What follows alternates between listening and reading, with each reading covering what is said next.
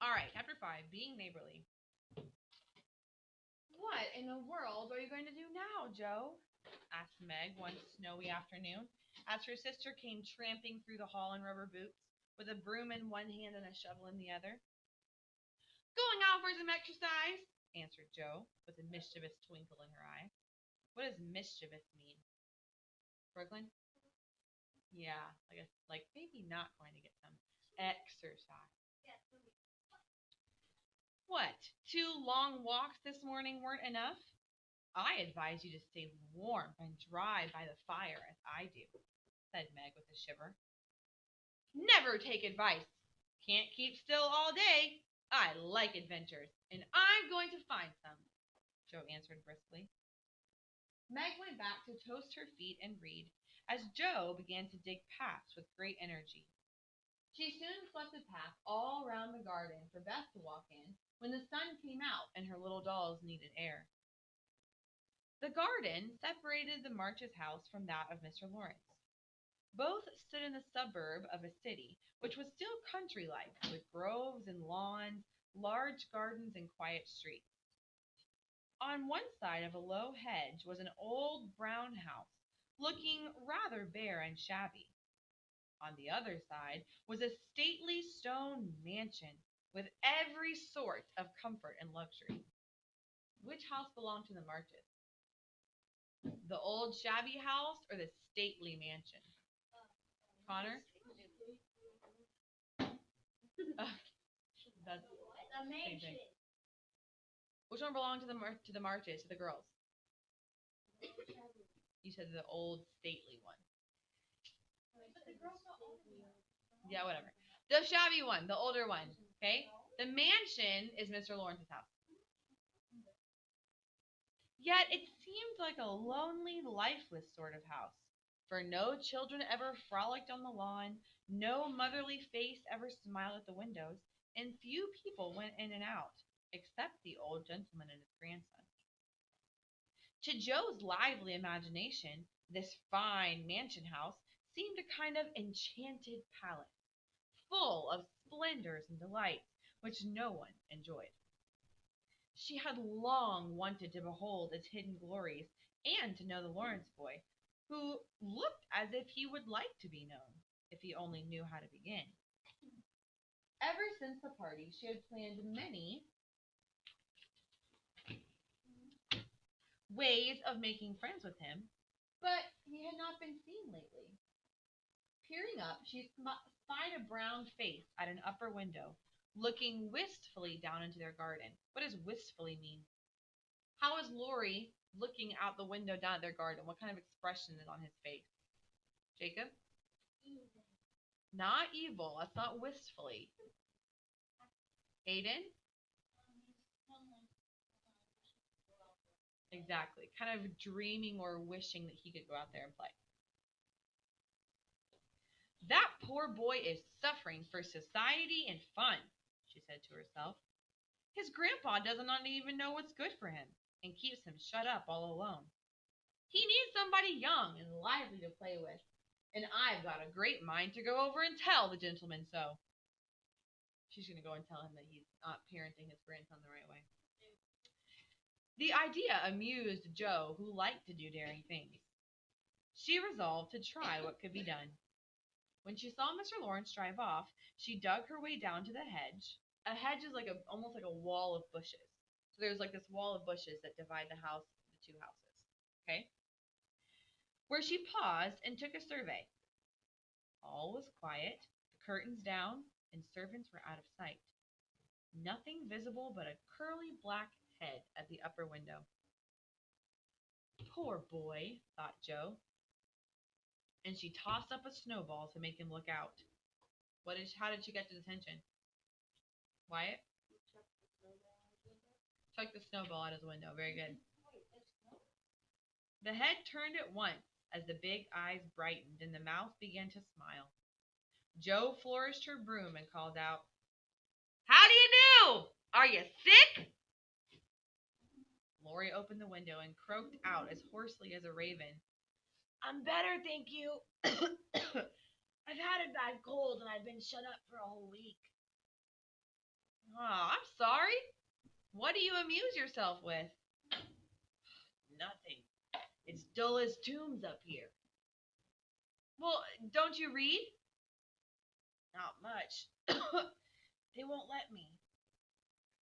Okay, well, have someone come and see you then. There isn't anyone I'd like to see. Boys make such a row, and my head is kind of weak. Well, isn't there some nice, quiet girl who'd read to you and amuse you? I don't know any. You know us, Joe laughed. So I do. Will you come, please? Cried Lori. With that, Joe shouldered her broom and marched into the house, wondering what they would all say to her.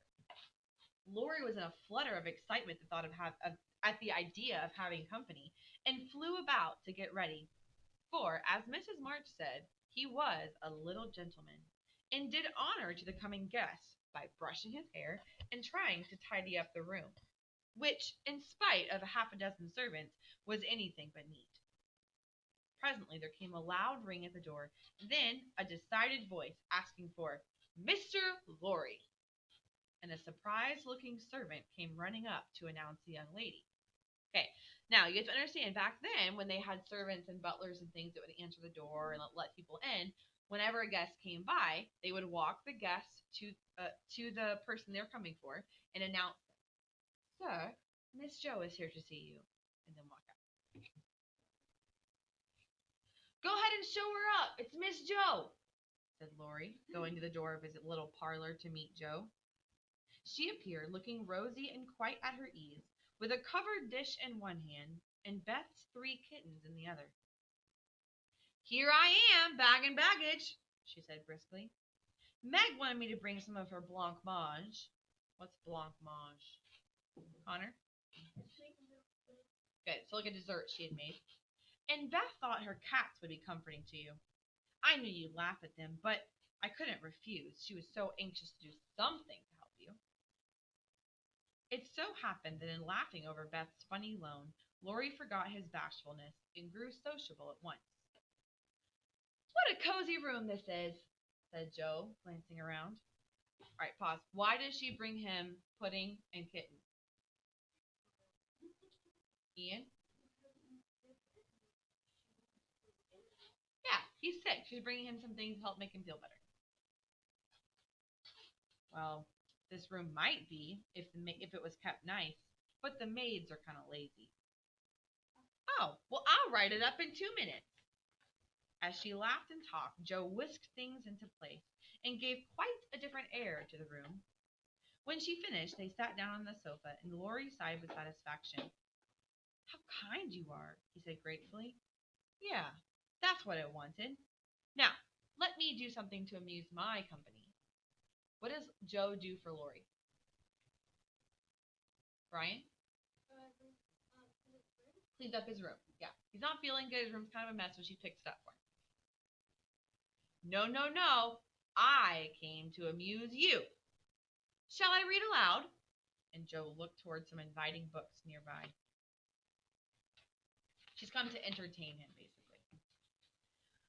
"Thank you, but I've read all those. And if you don't mind, I'd rather talk," answered Lori.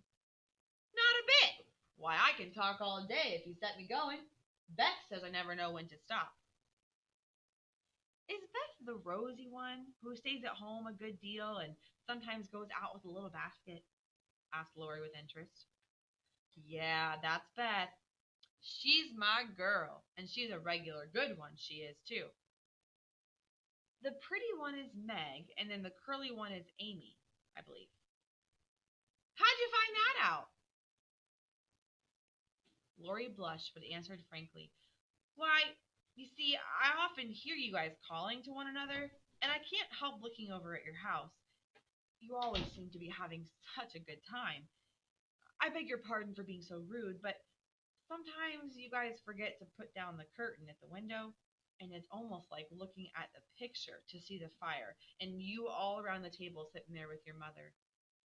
Her face looks so sweet, I can't help watching it. I haven't got any mother, you know." Okay. Why does he stare? Okay, not their room. They leave the curtain open downstairs in the living room. Okay, and so from his window at his house, he looks in and he sees them having family time. Basically, he sees all the girls around the fire. Their mother is sitting there telling them stories. They're talking, laughing, chatting. How does he probably feel, Edgar? He wish he could come. He doesn't have a mother. Doesn't have a father. He only has his grandfather, and he's not nearly as sweet and kind as their family is. So he kind of looks in like longingly, like, man, that looks so nice. I wish I had that. And Lori poked the fire. When Wyatt comes back, I'll let you go. So y'all gotta go during passing period. And Lori poked the fire to hide a little twitching of the lips that he could not control. Why are his lips twitching? That he could not control. The Diksha? He's trying not to cry. Not until Connor comes back. Why does everyone go to the bathroom all of a sudden? I don't think that's it. They're just not using their passing period very well. The solitary, hungry look in his eyes went straight to Joe's warm heart, and feeling how rich she was in home and happiness, she gladly tried to share it with him. Her voice was unusually gentle for Joe as she said, I give you permission to look as much as you like. I just wish though, stop. I just wish though, instead of peeping, you'd come over and see us. Beth would sing to you if I begged her to, and Amy would dance, and Meg and I would make you laugh over our funny stage properties, and we'd have jolly times. Wouldn't your grandpa let you come over? Well, I mean, I think he would if your mother asked him. He's very kind, even though he doesn't look so. He lets me do what I like pretty much, only he's afraid I might be a bother to strangers, began Lori, brightening more and more. We are not strangers. We're neighbors, and you needn't think you'd be a bother. We want to know you. I've been trying to do this for ever so long. We got acquainted with all of our neighbors but you. And this is Lori. You see, Grandpa lives among his books and doesn't mind much what happens outside. Mr. Brooke, he's my tutor, he doesn't stay here, and so I have no one to go about with me. So I just stop at home and get it on as I can. Why is he not able to get out of the house very often? Jacob? Not his dad, his grandpa. So the only person that takes him out, really at all, to go into town, to go on a walk, to go shopping or whatever, is his tutor. And his tutor only comes during the day, so he's pretty much stuck at home most of the time because his grandpa doesn't leave the house very much. Thank you. And Joe says, ugh, that's bad. You ought to make an effort and go visiting everywhere you're asked. Then you'll have plenty of friends. And if you keep going, you won't be bashful for very long. Lori turned red again, but wasn't offended, for it was impossible not to take Joe's blunt speeches as kindly as they were meant. So, do you like your school? Asked the boy, changing the subject after a little pause. I don't go to school. I'm a businessman. Well, girl, I mean. I go to wait on my great aunt, and a dear, cross old soul she is, too, answered Joe. She gave him a lively description of the fidgety old lady, her fat poodle, and the parrot that talked in Spanish. The boy lay back and laughed till tears ran down his cheeks. Oh, that does me no end of good. Tell on, please, he said, his face red and shining with merriment. Much elated, or excited basically, by her success at making him laugh, Joe did tell on, all about their plays and plans, their hopes and fears for her father, and the most interesting events of her little world. Then they got to talking about books, and to Joe's delight, she found that Lori loved them as well as she did. And so this is Lori.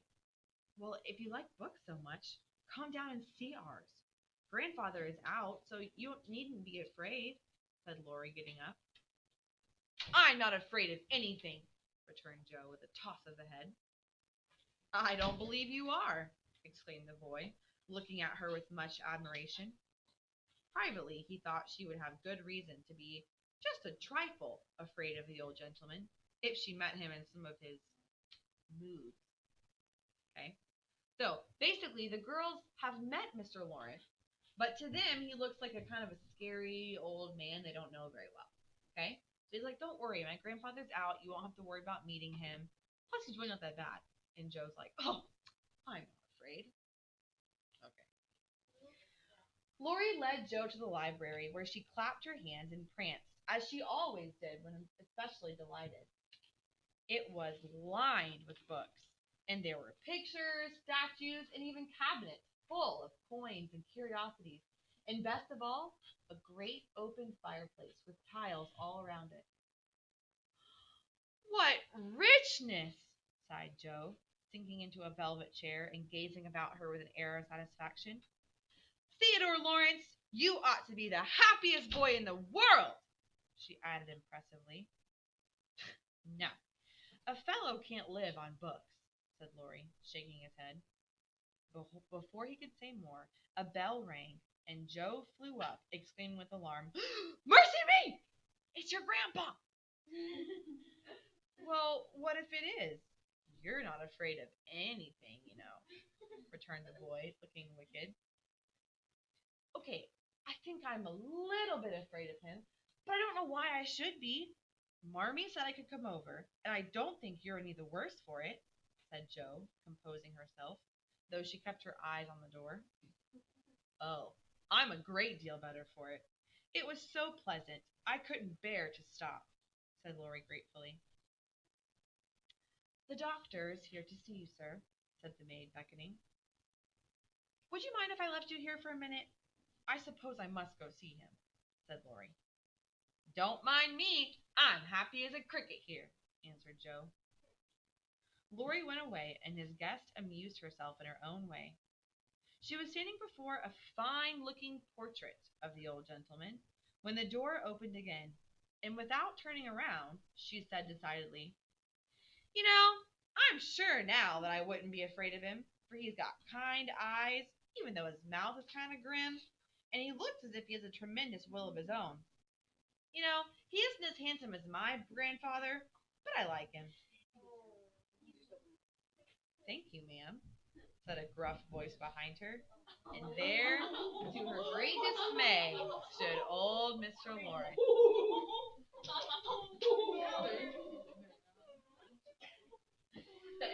Poor Joe blushed till she couldn't blush any redder as she thought about what she had said. For a minute, a wild desire to run away possessed her, but a second look showed her that the eyes under the bushy eyebrows were kinder even than the painted ones. There was a sly twinkle in them, which lessened her fear a good deal. After a dreadful pause, the old gentleman said, So you're not afraid of me, eh? No, not much, sir. And you don't think me as handsome as your grandfather? Not quite, sir. And I've got a tremendous will, have I? I only said that I thought so. But you like me in spite of it? Yes, I do, sir. That answer pleased the old gentleman. He gave a short laugh and shook hands with her, examining her face gravely. With a nod, he said, You've got your grandfather's spirit, if you haven't got his face. He was a fine man, my dear, but, what is better, he was a brave and an honest one. I was proud to be his friend. Well, thank you, sir. And Joe was quite comfortable after that, for it suited her exactly. What have you been doing to this boy of mine, eh? Was the next question, sharply put. Oh, only trying to be neighborly, sir. And Joe told how her visit came about. So, you think he needs cheering up a bit, do you? Yes, sir. I mean, he seems a little lonely, and we girls would be glad to help if we could, for we don't forget that splendid Christmas present you sent us, said Joe eagerly. Tut, tut, tut. That was the boys' affair. As in, like, you weren't supposed to know about that. That was Lori's idea. How is the poor woman? Who is the poor woman he's referring to? Mom. Not the mom. Oh. Connor? The lady who's Very good. The Hummels. She's doing nicely, sir. And Joe told all about the Hummel. Just her father's way of doing good. I shall come and see your mother some fine day. Tell her so. Oh, there's the tea bell. Come on down and go on being neighborly. And Mr. Lawrence offered his arm with old-fashioned courtesy. He's basically going to escort Joe down the stairs to tea. Man, what would Meg say to this? Thought Joe, as she was marched away. Her eyes danced with fun as she imagined herself telling the story at home. Hey! Why, what in the dickens? Said the old gentleman, as Laurie came running downstairs. He stopped short, surprised at the sight of Joe arm in arm with his grandfather. Joe gave him a triumphant little glance, like, haha.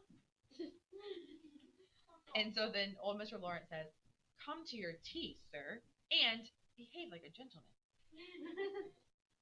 The old gentleman did not say much as he drank his 4 cups of tea. He quietly watched the young people chatting away like old friends, and very soon noticed the change in his grandson. There was color, light, and life in the boy's face now, and a genuine merriment in his laugh. She's right. The lad is lonely.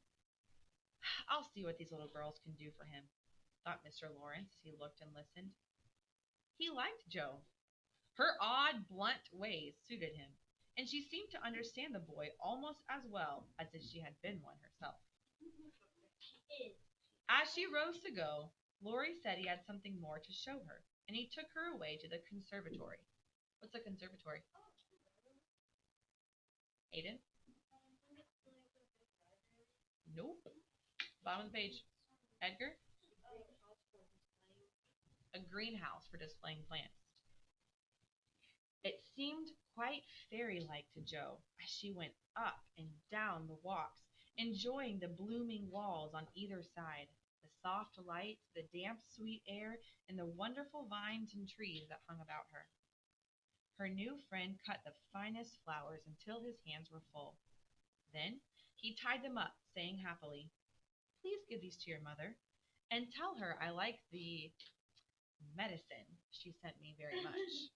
What is the medicine she sent him? Layla? Joe. They found Mr. Lawrence standing before the fire in the great drawing room, by a grand piano which stood open. Do you play?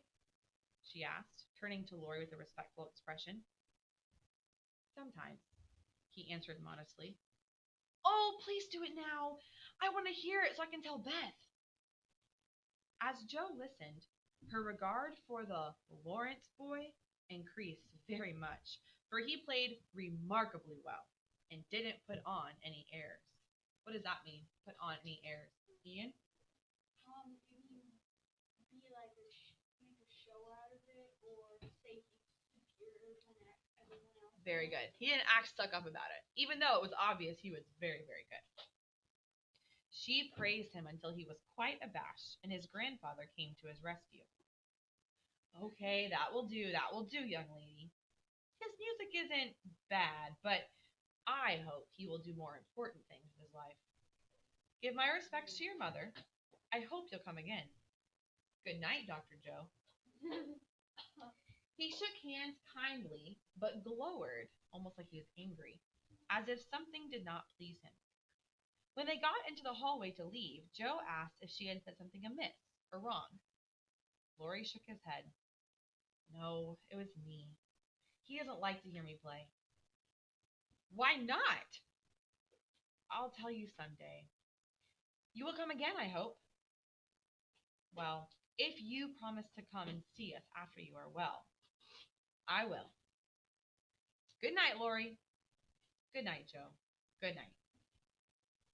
When Jo was through telling the afternoon's adventures, the whole family wanted to go visiting, for each of them found something very attractive in the big house on the other side of the hedge.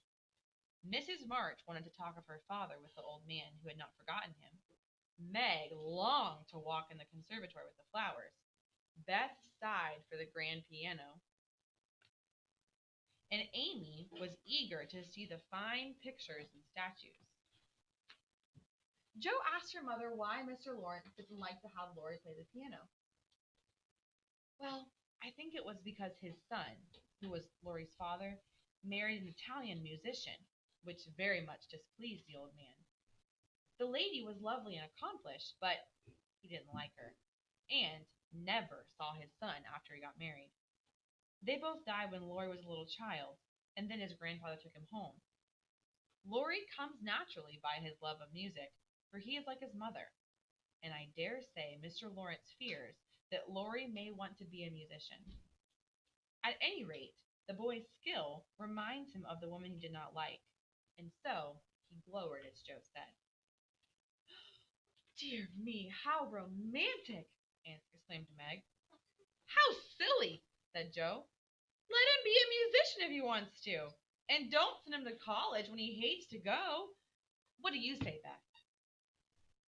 Well, I was thinking about our Pilgrim's Progress, answered Beth, who had not heard a word. Maybe the house over there, full of splendid things, is going to be our Palace Beautiful. Well, we got to get by the lions first, said Jo, as if she rather liked the idea. All right, two things. The Palace Beautiful in Pilgrim's Progress is guarded by lions. You only get to go into the Palace Beautiful if you're brave enough to pass the lions. Okay? So, to the girls, the Lawrence house is like the Palace Beautiful. Has all these fancy things they all want to experience. But remember, Beth is extremely shy, right? So she's going to have to get over her fear of meeting new people if she ever wants to walk into the Palace Beautiful and enjoy the fancy things there. Which for her would be the piano. You see what I'm saying? Okay. Second thing. Why Laurie's grandfather does not like to hear him play music. Laurie is his grandson, right? That means that he is his son's son. So, Mr. Lawrence, his son, married a musician woman. Okay? He did not approve of that. He wanted him to marry someone who was more successful. To him, a musician was not a real job. Wasn't going to bring him any money, anything like that. Besides that, once his son married the musician girl, she kind of stole him away, and he never got to see his son again. So, the son and daughter died, and after they'd had Laurie, and so Laurie went back to old Mr. Lawrence. He ended up taking him in to take care of him. So when Laurie plays the piano, he naturally got the talent from his mother, but it makes Mr. Lawrence upset because, number one, he doesn't want Laurie to be a musician. He wants him to get a job that will pay better money. Secondly, it reminds him and kind of hurts his heart a little bit when he hears Laurie playing the music because it reminds him of the girl who kind of stole away his son. Does that make sense? Okay. So it's not that he is mad at Laurie. It just kind of brings him bad memories to hear Laurie playing at the piano, even though he's really good. Does that make sense? Okay. Ian, what's your